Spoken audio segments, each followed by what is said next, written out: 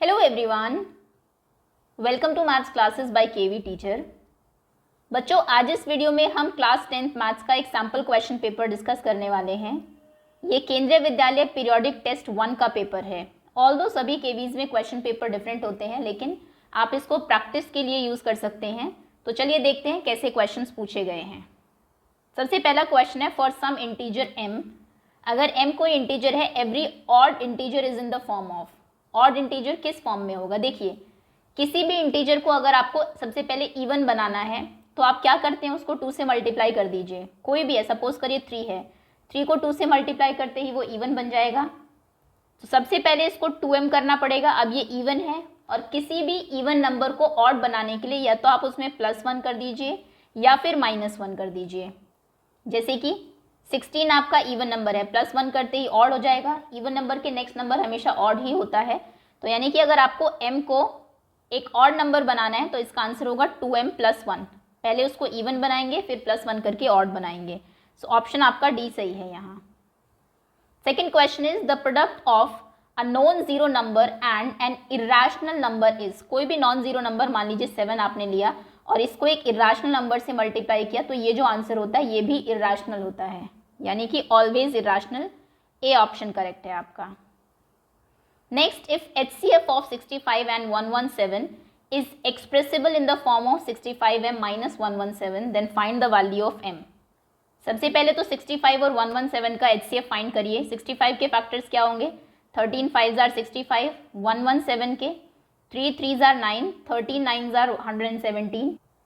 सो 39, 9 को 3 × 3 आप लिख सकते हैं। ये इनके फैक्टर्स हैं। अब HCF जो भी कॉमन नंबर है वो होता है, दोनों में सिर्फ 13 कॉमन है, मतलब इनका HCF है 13। क्वेश्चन कह रहा है आप 13 को, यानी कि इनके HCF को 65m - 117 के फॉर्म में लिख रहे हैं, यानी कि 65m - 117 is equals to 13। 117 transpose करेंगे राइट हैंड साइड में तो प्लस हो जाएगा 13 + 117। 7 + 3 is 0, 1 + 1 is 2 + 1 is 3 and 1 130। तो m कितना होगा? 130/65। 65 2s are 130 होते हैं, into 2, 5 2s are 10, 6 2s are 12 + 1 13। तो m की वैल्यू कितनी है? 2। सी ऑप्शन करेक्ट है। तो पहले HCF फाइंड कर लीजिए, जिस फॉर्म में उसको एक्सप्रेस करने के लिए बोला गया है उससे इक्वेट कर दीजिए HCF को, और जो भी आपका वेरिएबल है उसकी वैल्यू फाइंड कर दीजिए। Next question is, the value of remainder R when a positive integer a is divided by 3। अगर आप किसी भी नंबर को 3 से डिवाइड करते हैं तो रिमाइंडर क्या बच सकता है? या तो कुछ नहीं बचेगा, पूरा कैंसिल हो जाएगा, या फिर 1 बचेगा, या फिर 2। 3 ऑब्वियसली नहीं बच सकता, क्योंकि 3 या उससे बड़ा नंबर अगर रिमाइंडर में बचता है तो आप फर्दर टेबल चला सकते हैं। मान लीजिए आपका रिमाइंडर 1 बचा, 2 आपने कैरी किया, या फिर 5 33 कैरी किया, 13 हो गया, तो 3 4s are 12 टेबल चल जाएगी, 1 बचेगा। रिमाइंडर जो होता है वो हमेशा इससे छोटा होता है आपके डिवाइजर से, तो यानी कि 0 and 1 and 2 ये आपके रिमाइंडर हो सकते हैं। So option C is correct. A rational number is in its decimal expansion 327.7081।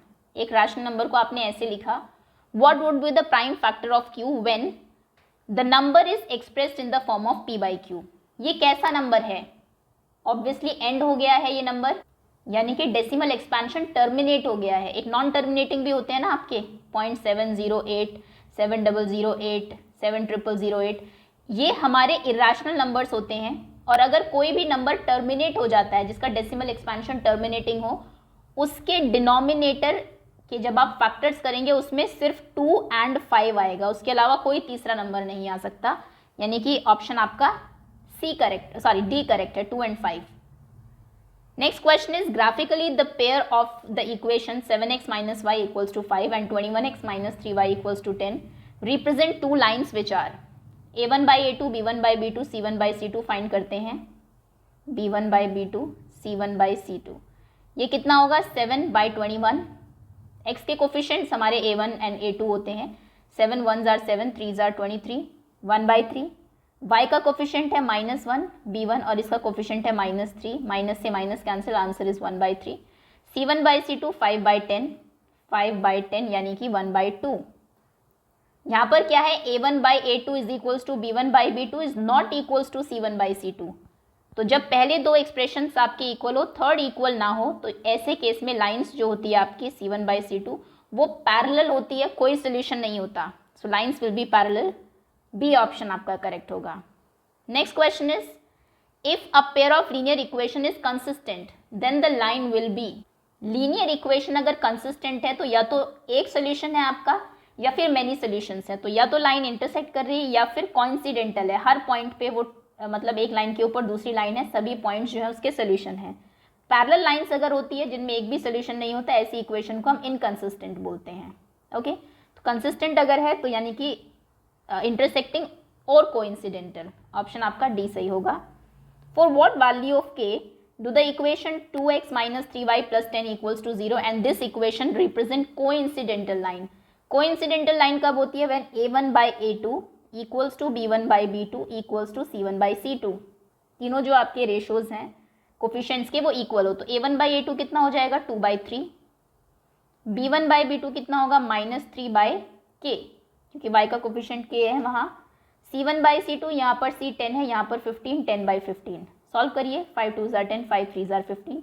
ये तो 2/3 है, यानी कि -3/k बराबर होना चाहिए 2/3 के। इतने पार्ट को ले लीजिए, यहीं से सॉल्व कर लीजिए। इसमें क्रॉस मल्टीप्लाई आप करेंगे, 3 3 = 9, -9 = 2k। अब k की वैल्यू कितनी होगी? -9/2। That means option C is correct. अगला क्वेश्चन है the graph of y = 4x is a line. y = 4x का ग्राफ कैसे बनेगा? वैल्यूज जब आप इसमें पुट करेंगे, 0 पुट किया आपने, सपोज करिए x में y = 4 × 0, तो y = 0, 0 0 यानी कि ऑरिजिन से पास होगा ये 1 होगा तो y 4 होगा, ये 2 होगा तो y 8 होगा। ऐसी इसकी एक इक्वेशन बनेगी, यानी कि passing through the origin. Parallel नहीं होगी, ना ही परपेंडिकुलर होगी। डी ऑप्शन सही है। Next is Asha has only ₹1 and ₹2 coins with her. Asha के पास सिर्फ 1 रुपये और 2 रुपये के सिक्के हैं। If the total number of coins that she has is 50। Total उसके पास 50 कॉइन्स हैं। अब 1 रुपये के 10 हो सकते हैं, 2 के 40, 1 के 20, 2 के 30, कोई भी कॉम्बिनेशन हो सकता है। टोटल 50 है and the amount of money is with her is ₹75, और उसके पास 75 है टोटल मनी। तो बताइए कि कितने उसके पास 1 के और कितने 2 के कॉइन्स हैं। मान लीजिए 1 के कॉइन्स x हैं, तो 2 के कॉइन्स कितने होंगे? या फिर आप इसको जो 2 वेरिएबल वाली इक्वेशन है उससे भी सॉल्व कर सकते हैं। मान लीजिए 1 वाले x कॉइन्स हैं और 2 रुपीज़ वाले y कॉइन्स हैं। सबसे पहले तो टोटल कॉइन्स 50 है, तो आप लिख देंगे x + y = 50। फर्स्ट इक्वेशन हो गई। सेकेंड, 1 रुपये के अगर x कॉइन है उनकी क्या वैल्यू होगी? 1 रुपये के जितने कॉइन्स होते हैं उनकी उतनी ही वैल्यू होती है। अगर मैं आपको एक एक के 5 कॉइन्स दूँ तो 5 रुपये हैं आपके पास, 10 दूँ तो 10 रुपीज़ है आपके पास, तो यहाँ पर हो जाएगा x प्लस 2 रुपीज़ के y कॉइन्स हैं, तो इनकी वैल्यू कितनी होगी? 2y, क्योंकि अगर मैं आपको 2 रुपीज़ के 5 कॉइन्स देती हूँ तो आपके पास 10 रुपीज़ हो जाएंगे। वैल्यू कितनी है उस कॉइन की और कितने हैं, अगर आप इनको मल्टीप्लाई कर दें तो टोटल मनी की वैल्यू आ जाती है इज इक्वल्स टू 75, क्योंकि टोटल मनी एक्चुअली में 75 है। अब सॉल्व करिए, minus minus minus cancel, y - 2y is sorry yes -y and 50 - 75 is -25। Minus से minus cancel, y is equals to 25। मतलब 2 रुपये के 25 सिक्के हैं, कॉइन्स हैं, तो 1 रुपये के कितने हैं? 1 रुपये के भी 25 हैं, दोनों के 25 है। ऑप्शन आपका डी सही होगा। Next question is in triangle ABC, triangle ABC में DE is parallel to BC। DE यहाँ पर कोई लाइन है, पैरेलल है BC के। AD x है, ओके। DB x - 2 है, this is x - 2। AE x + 2 है एंड EC x - 1 है। Find the value of x। अब इसमें ये जो रेशो होता है आपका, अगर एक ट्रायंगल में पैरेलल लाइन ड्रॉ करते हैं आप किसी भी लाइन के पैरेलल, तो वो अदर 2 साइड्स को इक्वल रेशो में डिवाइड करती है। मतलब ये अपॉन ये x upon x - 2 is equals to x - 2 अपॉन x - 1, sorry this is x + 2 अपॉन x - 1। रेशोज इक्वल है, क्रॉस मल्टीप्लाई करते हैं, x × x - 1 is equals to x - 2 × x + 2। x × x - 1 x² - 1x x होगा, x - 2 x + 2 a - b a + b लगा दीजिए, a² - b², यानी कि x² - 2² 4। x² से x² कैंसिल हो जाएगा, -x = -4, so x is equals to 4। x की value 4 है, ऑप्शन बी इज करेक्ट। आगे आते हैं triangle A B C. If triangle A B C similar है डी ई एफ के, this is D E F, okay, such that double A B is equals to E D, यानी कि E D जो है D ई, sorry, ये वाली line A B की double है, अगर ये 4 है तो ये 8 है, ओके, बी सी 8 है, this is 8, then find E F. तो ई एफ बताइए। देखिए, दो ट्रायंगल्स अगर सिमिलर है इसका मतलब ये है कि उनकी लाइंस का रेशो इक्वल होगा। तो जो रेशो यहाँ पर है, यहाँ पर डी ई डबल थी ए बी की, तो ई एफ भी डबल होगी, तो ई एफ 16 होगी, ओके, दैट मीन्स ऑप्शन आपका ए करेक्ट है। Triangle A B C similar to D F, फिर से वही क्वेश्चन है, A B C D E F, okay, A B 4 है, बी सी 3.5 है, सी ए 2.5 है, डी एफ 7.5 है, D F 7.5, then find the perimeter of D E F. D E F का perimeter बताइए। तो पहले तो पेरीमीटर के लिए हमें ट्रायंगल की तीनों साइड्स फाइंड करनी पड़ेगी। इन दोनों का क्या रेशियो है, 2.5 7.5, 25 3 जार 75, 2.5 3 जार 7.5, मतलब ये साइड 3 टाइम्स है, ये साइड 3 टाइम्स है, तो बाकी सब भी 3 टाइम्स होगी। ये कितनी हो जाएगी, 4 3 जार 12, ये कितनी हो जाएगी 3.5 multiplied by 3, 3 5 jar 15, 5 carry 1, 3 3 jar 9 plus 1 10, 10.5। ये तीनों साइड्स आपको मिल गई। आपको इसका पेरीमीटर निकालना है, ऐड कर दीजिए, 10.5 प्लस 7.5 प्लस 12, 0 कर देते हैं, 5 plus 5 10 0 carry 1, 7 plus 1 8 plus 2 10 0 carry 1 again, 1 plus 1 2 plus 1 3, 30.0 यानी कि 30 सेंटीमीटर इसका पेरीमीटर होगा। दैट मीन्स ऑप्शन आपका डी करेक्ट है, okay. Next, triangle A B C and BDE are two equilateral triangles such that D is midpoint of BC. Okay, ये आपकी shape है, ABC triangle है, कौन सा, D is midpoint of BC, D इसका midpoint है, then to equilateral triangle है, मतलब इसकी भी तीनों साइड्स इक्वल थी, ये भी इक्विलेटरल है, इक्विलेटरल मतलब ये वाली साइड भी इसके इक्वल होगी, तो यानी कि दूसरा भी midpoint ही है, नाम क्या था इसका, BDE, this is B D, okay, एक सेकेंड, यानी कि ये फिगर रॉन्ग है, ऐसे होना चाहिए था ट्रायंगल, ऐसे, बी डी एंड ई, तभी बी डी ट्रायंगल बन रहा है।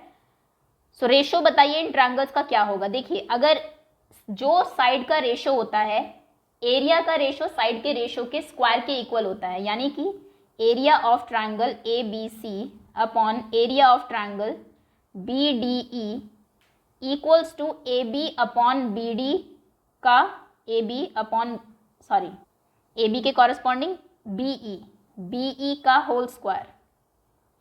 अब ए बी और बी का क्या रेशो है, ए बी डबल है बी ई की, अगर ये साइड बी सी डबल है बी डी की, बी डी मिड पॉइंट का मतलब यही हुआ ना, अगर ये इसको बिल्कुल सेंटर में आपने किया मतलब ये डबल है, जितनी ये है ये डबल है, तो यानी कि यहाँ पर ए बी डबल है बी ई की, तो आप ए बी की जगह डबल बी ई लिख सकते हैं अपॉन बी ई और इसका होल स्क्वायर, बी से बी कैंसिल होगा, 2 का whole square 4, 4:1, that means option C is correct. Next question is, in triangle L M N, एक ट्रायंगल है L M N, angle L 50 है, एन 60 है, if triangle L M N is similar to P Q R, ये similar है P Q R के। अब जब दो ट्रायंगल सिमिलर होते हैं तो कॉरस्पॉन्डिंग एंगल्स इक्वल होते हैं, कॉरस्पॉन्डिंग एंगल मतलब एल पी के इक्वल होगा, एम क्यू के इक्वल होगा और एन आर के इक्वल होगा। आपसे पूछा गया find angle Q, angle Q किसके इक्वल होगा, एम के, एम फाइंड करिए पहले, तो एम हम फाइंड कर सकते हैं ट्रायंगल की जो एंगल सम प्रॉपर्टी हो सकती है, तीनों एंगल्स का सम 180 होना चाहिए, 50 + 60 + angle M equals to 180, 50 + 60 is 110, तो एम हो जाएगा 180 - 110 110 यानी कि 70 डिग्री, ये 70 डिग्री है तो यानी कि क्यू भी 70 डिग्री होगा, ऑप्शन आपका बी करेक्ट है।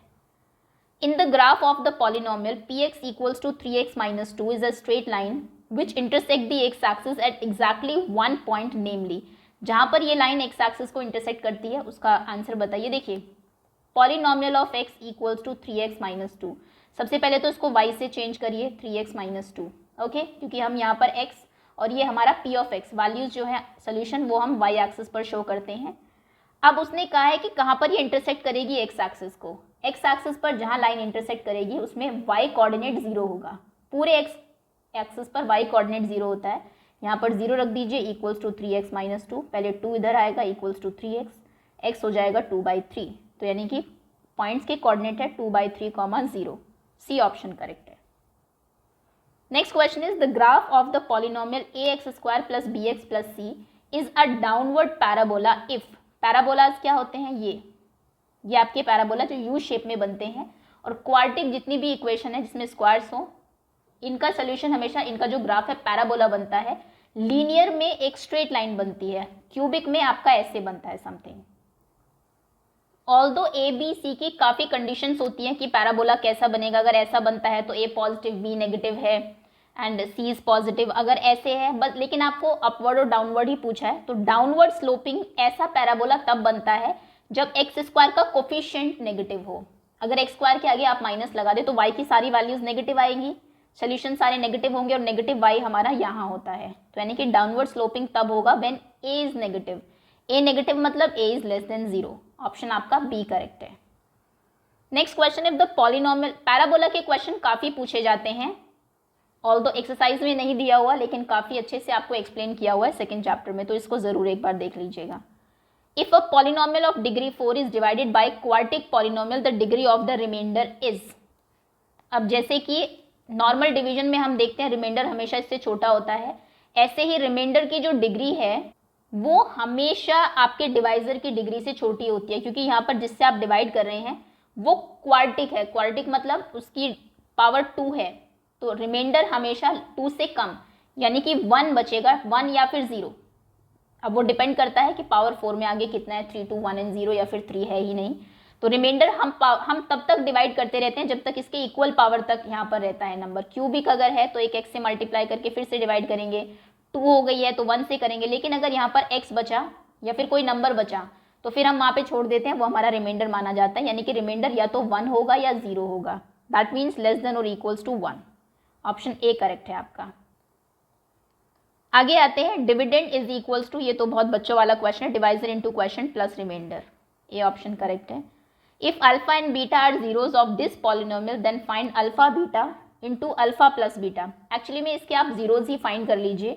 x² माइनस 16 जीरोज निकालने आपने 0 किया, x² equals to 16, x equals to √16, √16 कितना होता है +-4।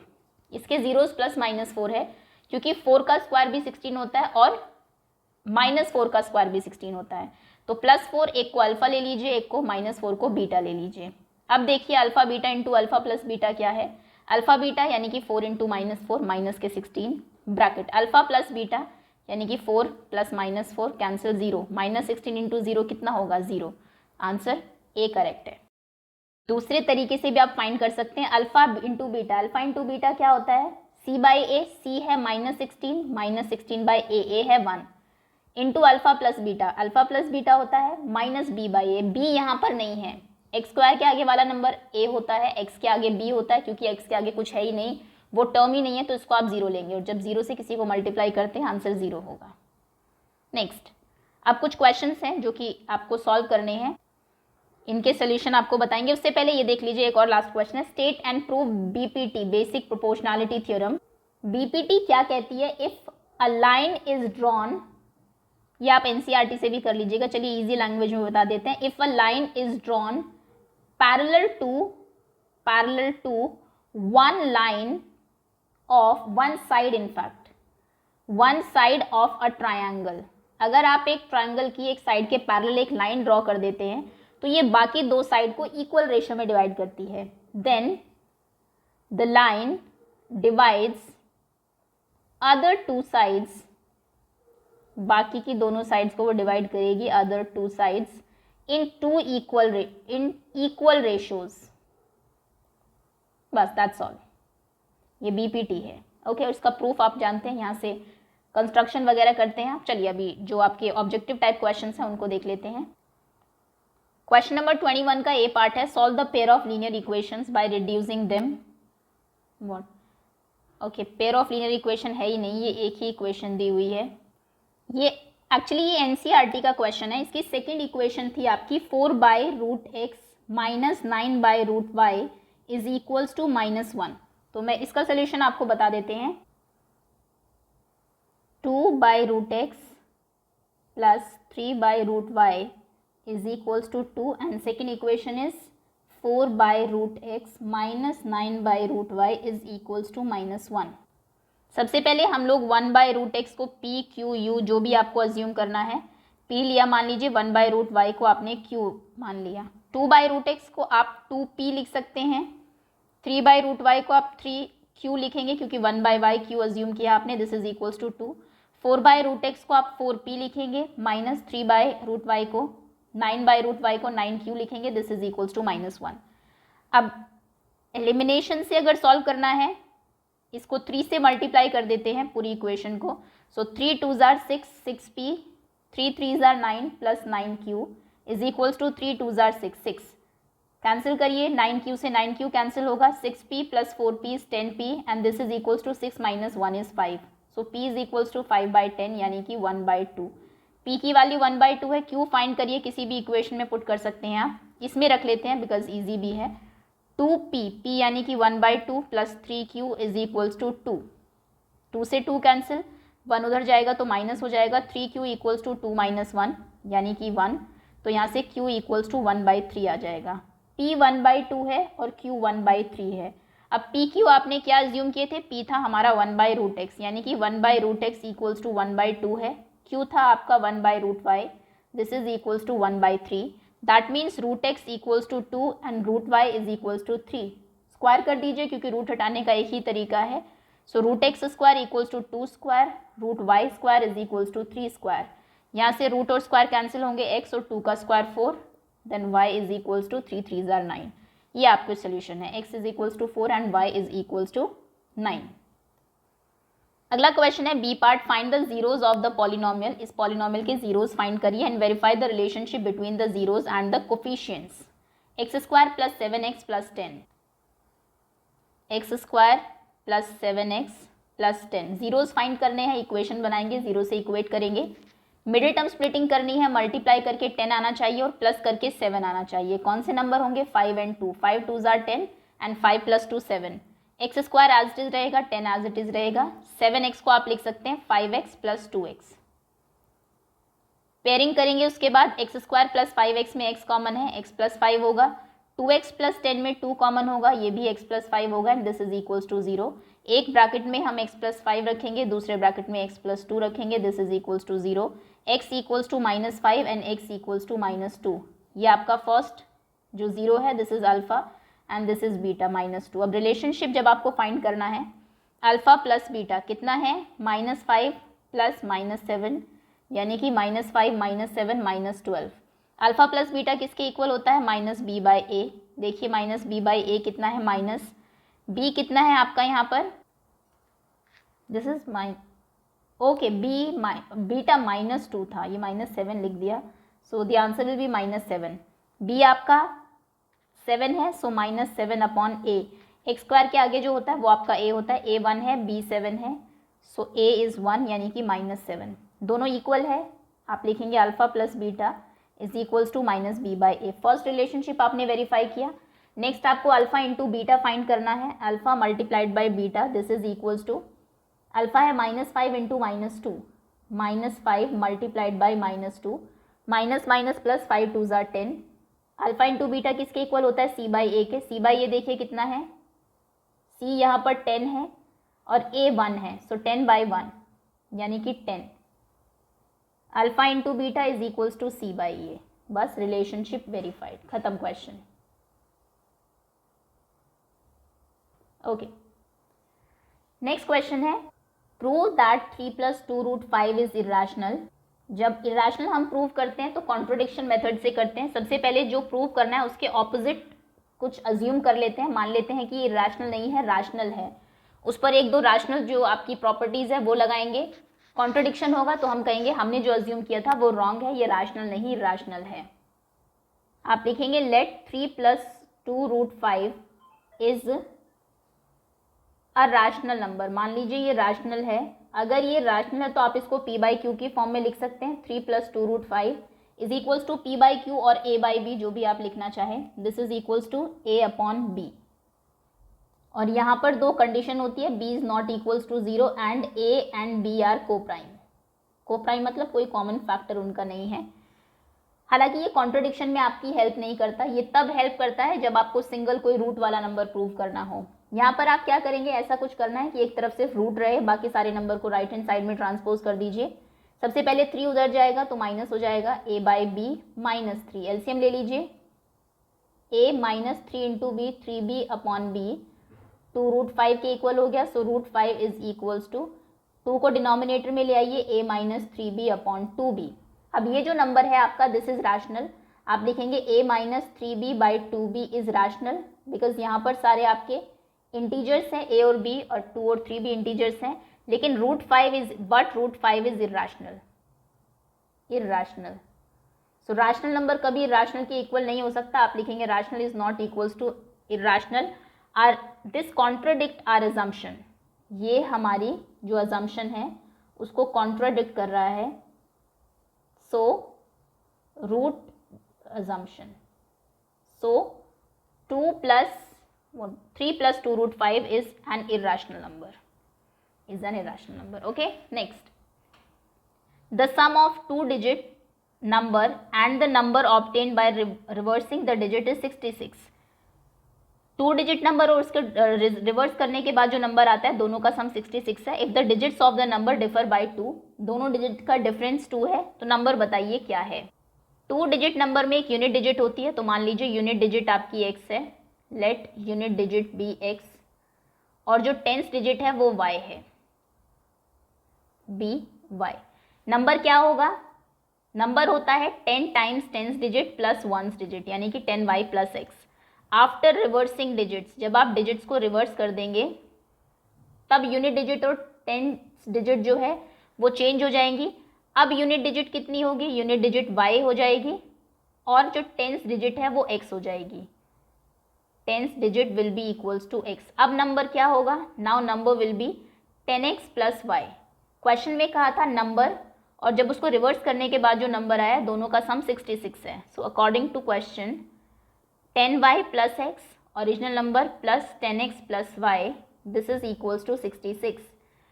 10y प्लस y 11y हो जाएगा, 10x plus x 11x, so 11x plus 11y equals to 66। यहाँ से 11 कॉमन ले लीजिए, x plus Y equals to 66। 11 denominator में चला जाएगा राइट हैंड साइड में, 6। तो ये आपकी पहली इक्वेशन बनती है, x plus Y is equals to 6। दूसरा उसने कहा था कि दोनों की डिजिट्स का डिफरेंस 2 है, सो सेकंड आप बनाएंगे x minus Y equals to 2। ये आपकी सेकंड इक्वेशन है, सॉल्व करिए, y से y cancel, x plus X is 2x, 6 plus 2 is 8, so x is equals to 8/2 यानी कि 4। यूनिट डिजिट मिल गई, 10th डिजिट फाइंड करिए, x प्लस वाई 6 था, यहाँ से निकाल लीजिए, x है 4, 4 प्लस वाई 6 होगा, तो y यहाँ से 6 माइनस 4 यानी कि 2 हो जाएगा। यूनिट डिजिट 4 है, 10th डिजिट 2 है, नंबर क्या हो जाएगा, सो द नंबर इज 24। 24 में 2 का डिफरेंस भी है, और 24 का ऑपोजिट 42 होता है, जब आप इसको ऐड करेंगे तो सम 66 भी आएगा। Okay, next question, find all the zeros of this polynomial if you know that 2 of its zeros are √2 and minus √2। जो आपकी इक्वेशन है, आप लिखेंगे √2 is a zero of p of x, polynomial of x का √2 एक zero है, x equals to √2 obviously. ये √2 उधर ले आएंगे, माइनस में हो जाएगा, तो आप लिखेंगे x minus √2 is a factor. ये उसका p of x का एक फैक्टर हो जाएगा ऑफ p of x। एक और जीरो आपको दिया है, आपको कहा है x equals to minus √2 is also a factor, तो आप इज ऑल्सो अ जीरो, ये भी एक जीरो है हमारे पॉलिनोमियल ऑफ x का। माइनस √2 को उधर ले जाइए, प्लस हो जाएगा, x plus √2 is a factor. 2 factors आपको मिल गए of p of x।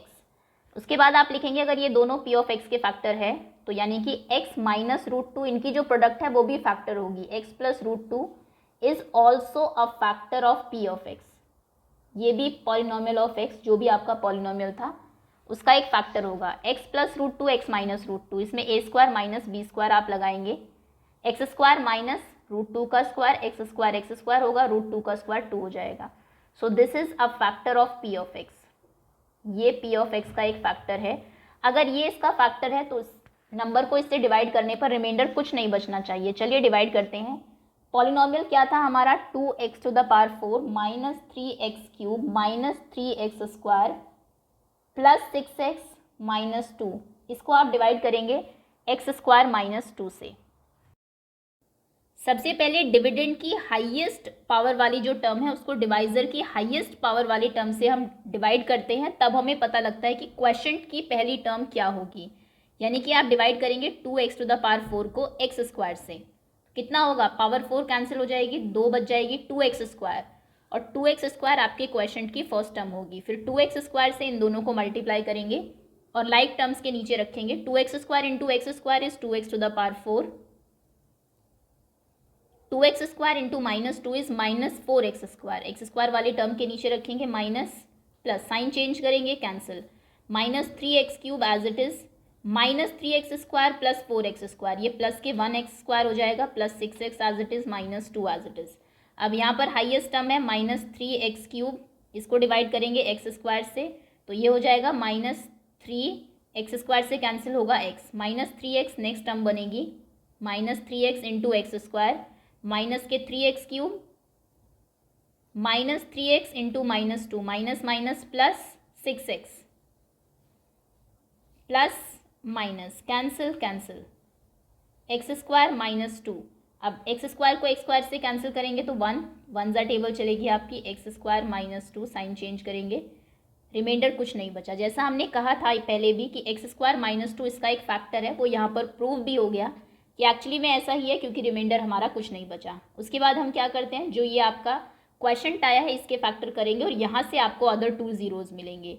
2x² minus 3x plus 1, minus 3x plus 1।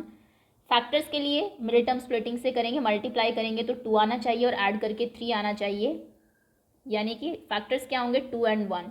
तो ये हो जाएगा 2x² minus 2x minus 1x, तभी 3x बनेगा, plus 1 as it is. 2x minus 1 minus 1 common लेंगे, x minus 1, एक ब्रैकेट में आप रखेंगे x माइनस 1, दूसरे में रखेंगे 2x माइनस 1, 0 से इक्वेट करेंगे x माइनस 1 0, 2x माइनस 1 0, सो x यहाँ से होगा 1 और यहाँ से x हो जाएगा 1/2। ये आपके अदर 2 जीरोज़ हैं, तो आप लिखेंगे other 2 zeros of p of x, यानी कि polynomial of x are 1 and 1/2। Okay, and that's all. इसी के साथ क्वेश्चन पेपर आपका फिनिश होता है। Thank you so much for watching.